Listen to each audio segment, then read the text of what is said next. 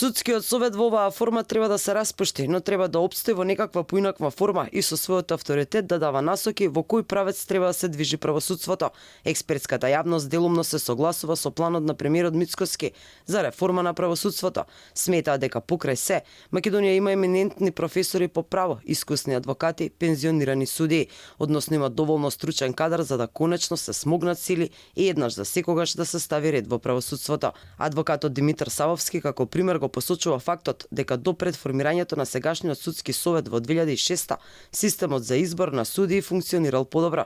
Се потсетува како тогаш за да се стане судија потребно било да се помине повеќе од 10 години како стручен соработник во суд, за разлика од сега кога тоа се прави само по волја на членовите во советот. Судството се само регенерира ако некој приправник е квалитетен и се избира квалитет, а не партиски членови, во текот на годините сигурно ќе стигне до судија во највисокиот суд, вели Савовски.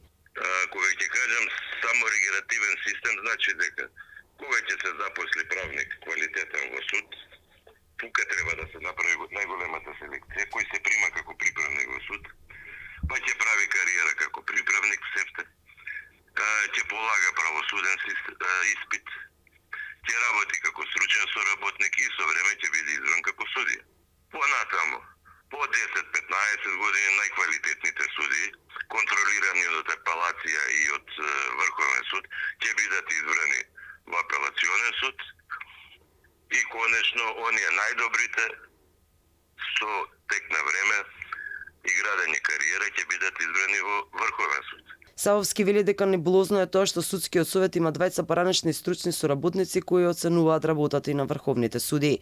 Тој како и многумина е зачуден како може актуелната и поранешната претседателка да се екс-стручни соработници и никогаш да не суделе, а токму тие ги оценуваат судиите. Членовите на судскиот и новинителскиот совет со години се во фокусот на јавноста поради нивните скандалозни одлуки. За нивното однесување неколку пати досега реагираа представниците на ЕУ и САД во земјава, а довербата на граѓаните е сведена на статистичка грешка.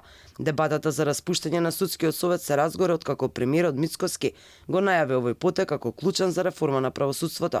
Идејата предизвика паника и хаос меѓу судиите, а против се изјасни меѓународната заедница која бара да се спроведат препораките од оценската комисија на ЕУ, кој патем јавноста не ги видела.